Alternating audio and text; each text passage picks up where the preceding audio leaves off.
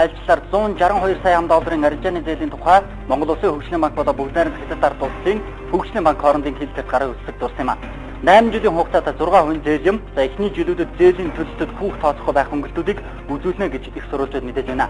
За үүнээс гадна нийгмийн хамгааллын салбарт ч юм уу бусадгүй тусламжаар хөгжлийн бэрхшээлтэй хүүхдийн хөгжлийн төв барихаар болсон. За хүн амын хөгжил нийгмийн хамгааллын сайдын ярианд одоо анхаарал хандуулцгаая. Гэтэл талаас бол удахгүй одоо мэргэжлийн байгууллагууд ирж энэ ажлын бол зураг төсвийн ажлыг бол хийн.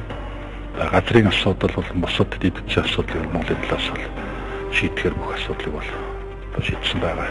Энэ мэтчлийн эдийн засгийн үр өгөөжтэй 11 гэрээнд гараа үүсгэж дурсаалаа. За ингэснээр эх 20 жилийн Монголын эдийн засгийн хөгжил сөргөөс илүүтэй эргээр яригдах олон тоо үзүүлэлт зөнгөлөх болно гэж засгийн газрын дүгнэж байгаа нь. За үүнээс гадна нэгэн чухал үйл явдал болсон. За энэ үйл явдал бол хоёр орны харилцааг өөр нэгэн шин түвшинд гаргасан. За Монгол улсыг дэлхийд дахин тусгаар